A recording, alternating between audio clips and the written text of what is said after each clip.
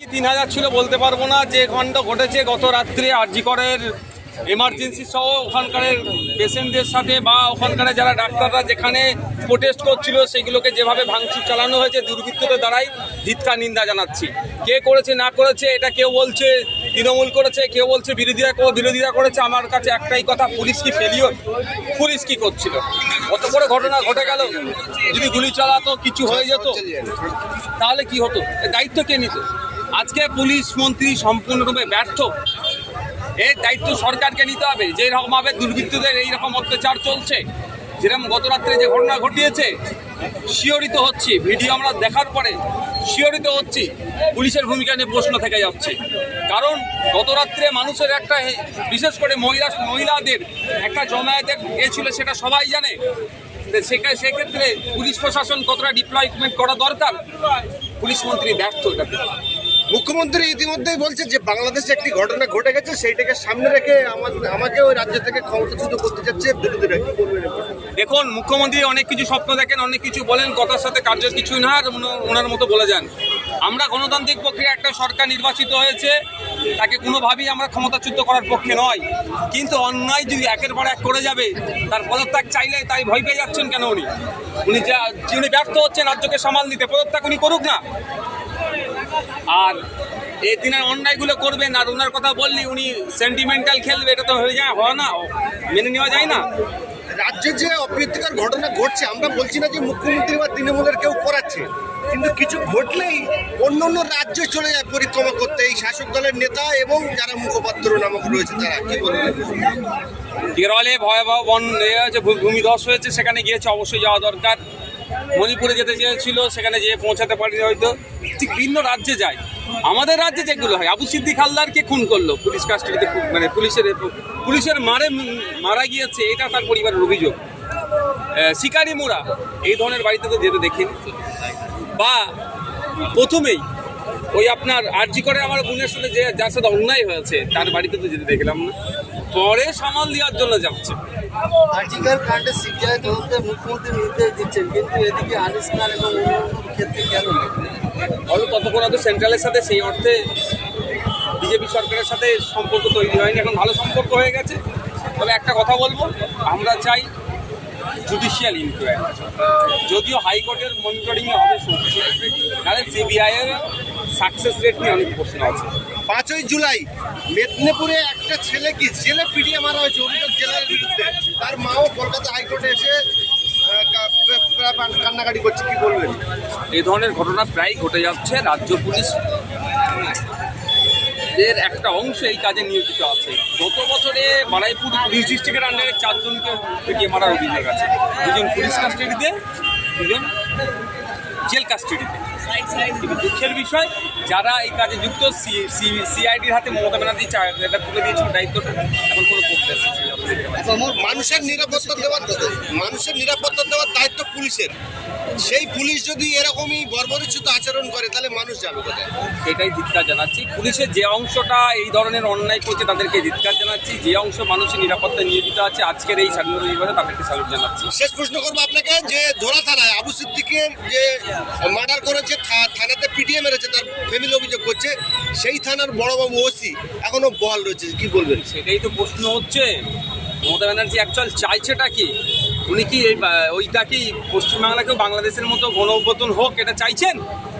যদি না চায়, যে পুলিশের কর্তাগুলো অন্যায় করছে তাদেরকে ইমিডিয়েট শোকজ করে বরখাস্ত করে ডিপার্টমেন্টাল কোয়ারি শুরু করে। মুখ্যমন্ত্রী যখন বিরোধী ছিলেন তখন কিন্তু বিভিন্ন জায়গায় কিছু হলে রেজওয়ান হোক, তাপসী মালিক হোক, উনি কিন্তু রাস্তায় ঝাঁপিয়ে পড়তেন। আর আজকে যখন বিরোধীরা কোনো আন্দোলন গঠিত করছেন তখন মুখ্যমন্ত্রীর সাথে না। কি বলবেন? সব থেকে দুর্ভাগ্যের বিষয়, মমতা ব্যানার্জি বিরোধীদের সাথে যে আচরণ করছে, মমতা ব্যানার্জি তখন কীভাবে নীলকর সাহেবদের অত্যাচার হতো, তার হাত থেকে বাঁচানো। সমগ্র বিষয় এক কথায়, স্বাধীন দেশকে স্বাধীন করে নাগরিক স্বাধীন মতামত রেখে, চিন্তা রেখে যাতে দেশে বিচরণ করতে পারে, তার জন্য ব্রিটিশদের বিরুদ্ধে লড়াই করেছে। প্রায় 200 বছর লড়াইয়ের ফলে 1947 সালে 15 আগস্ট আমরা পাকাপাকিভাবে সরকারিভাবে খাতায় কলমে আমরা স্বাধীন ব্রিটিশ মুক্ত। বন্ধুগণ, আজকের দিনে দাঁড়িয়ে অতীব দুঃখের সাথে বলতে হচ্ছে, সেই সমস্ত বীর যোদ্ধারা যারা প্রায় 200 বছর ধরে দেশের জন্য লড়াই করলো, ব্রিটিশদের বিরুদ্ধে লড়াই করলো, দেশকে স্বাধীন করলো, তাদের স্বপ্ন আজকে বিফলে যাচ্ছে। তারা স্বপ্ন দেখেছিল সেই ভারতের যেখানে নারী পুরুষ নির্বিশেষে মাথা তুলে বাঁচবে। আর আপনারা দেখলেন গত কয়েকদিন আগেই কীভাবে এক ডক্টরি পড়ুয়া ছাত্রীর সাথে কি অন্যায় করা হলো। শুধু এটা নয়, কামদুনি থেকে শুরু করে রাজ্যের বিভিন্ন জায়গায় দেখুন এই ধরনের হচ্ছে। না মহিলা নিরাপত্তা পাচ্ছে, না পুরুষেরা। আফরাজুল, বিদ্যুৎ মণ্ডল থেকে শুরু করে শিকারি মোড়া, আবু সিদ্দিক হালদার থেকে শুরু করে বিভিন্ন সময়ে কাউকে ধর্মের নামে, কাউকে বর্ণের নামে, কাউকে জাতের নামে বা বিভিন্নভাবে অত্যাচারের সম্মুখীন হতে হয়। আর যেটা ভেরি রিসেন্ট আমরা দেখলাম উড়িষ্যাতে বাংলা ভাষায় কথা বলার জন্য ওখানে যে সমস্ত শ্রমিকরা আছে তাদের উপরে দমন হচ্ছে অত্যাচার। স্বাধীন ভারতের জন্য নয়, সেই দিন আমরা দেখবো, কোনোদিন আশা করি। তাই আজকের দিনে দাঁড়িয়ে আমাদেরকে শপথ নিতে হবে সমস্ত অন্যায় অনাচারকে আমরা রুখবো আমাদের সর্বোচ্চ চেষ্টা দিয়ে। গণতান্ত্রিক প্রক্রিয়াতে যে সমস্ত অন্যায় অনাচার হচ্ছে সেগুলোকে আমরা রুখবো, আমরা দায়িত্বশীল নাগরিক হয়ে উঠব। শুধুমাত্র এই জাতীয় পতাকা তুললাম, বীরেদেরকে স্মরণ করলাম, ভারতবর্ষ জিন্দাবাদ, সংবিধান জিন্দাবাদ বললাম, ভারতবর্ষের সম্প্রীতি জিন্দাবাদ বললাম বলে চুপ করে থাকলে হবে না, নিজেকে দায়িত্বশীল হয়ে উঠতে হবে। আমরা আজকের দিনে দাঁড়িয়ে আমরা শপথ নেব যে আমরা দায়িত্বশীল ভারতীয় হয়ে উঠব। কারণ আমাদের দায়িত্বশীলতার অভাবের জন্যই আমাদের দেশ ক্রমশ পিছিয়ে যাচ্ছে। ক্ষুধার সূচকে আমাদের দেশ 100-র ওপরে র্যাঙ্কেছে। সাংবাদিক স্বাধীনতাতে 159 র্যাঙ্কে আমরা চলে গিয়েছি। মহিলা সুরক্ষাতে আমাদের দেশ 123 নম্বর র্যাঙ্কে চলে গিয়েছে। বেকারত্বের শীর্ষে আমাদের দেশ এগিয়ে যাচ্ছে। দুর্ভাগ্যের বিষয়, শিক্ষা, স্বাস্থ্য, কর্মসংস্থানও ক্রমশ বেসরকারীকরণ হতে চলেছে। তাই আজকে আমাদের এখানে দাঁড়িয়েও শপথ নিতে হবে মৌলিক অধিকার সরকারকে যেমন দায়িত্ব নিয়ে পূরণ করতে হবে, সাথে সাথে ফান্ডামেন্টাল রাইটস যেমন সরকার পূরণ করবে, ফান্ডামেন্টাল ডিউটিসও আমাদের আছে, সেই ডিউটিসও আমরা সেগুলো পূরণ করব। ডিউটিসের মধ্যে দেশের পতাকা, দেশের জাতীয় সঙ্গীত, এই সমস্ত প্রতি সম্মান প্রদর্শনের কথা বলা হয়েছে। আপনাদের বলবো, অনুরোধ করব যে আপনারা শুধুমাত্র এই 15ই আগস্ট, 26শে জানুয়ারি এই পতাকা উত্তোলন করলেন, এই দিনকে দায়িত্বশীল হয়ে উঠলেন, থাকতে হলে হবে না।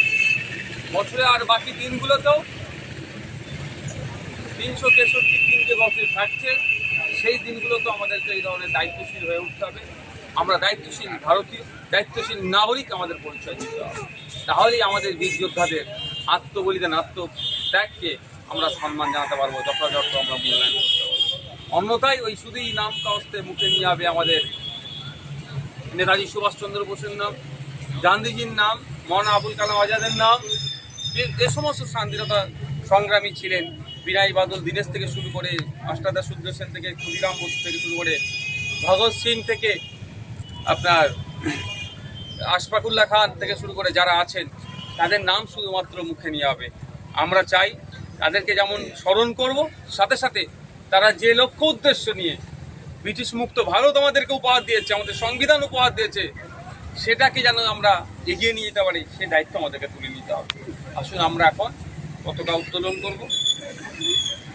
ভারতবর্ষ জিন্দাবাদ, ভারতবর্ষ জিন্দাবাদ, ৭৮তম স্বাধীনতা দিবস জিন্দাবাদ, ৭৮তম স্বাধীনতা দিবস জিন্দাবাদ, ভারতবর্ষ জিন্দাবাদ, ভারতের সংবিধান জিন্দাবাদ, ভারতবর্ষ জিন্দাবাদ, আমার শহীদের রক্ত হবে না তো ব্যর্থ, আমার শহীদের রক্ত হবে না তো ব্যর্থ, ভারতবর্ষ জিন্দাবাদ, ভারতবর্ষ জিন্দাবাদ, ভারতের সংবিধান জিন্দাবাদ, ভারতের সংবিধান জিন্দাবাদ, আমার শহীদের রক্ত হবে না তো ব্যর্থ, আমার শহীদের রক্ত হবে না তো ব্যর্থ, ৭৮তম স্বাধীনতা দিবস জিন্দাবাদ, ৭৮তম স্বাধীনতা দিবস জিন্দাবাদ। ধন্যবাদ, ভালো থাকবে।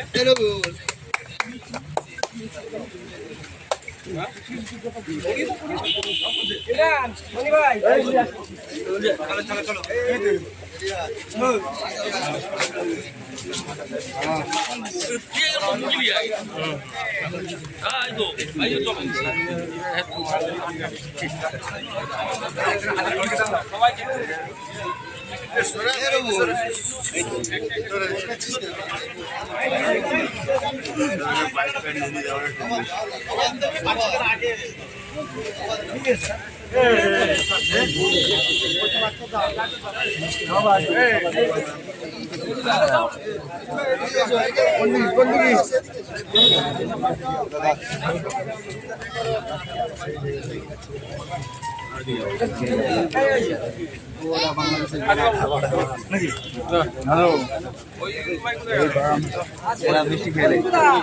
বলো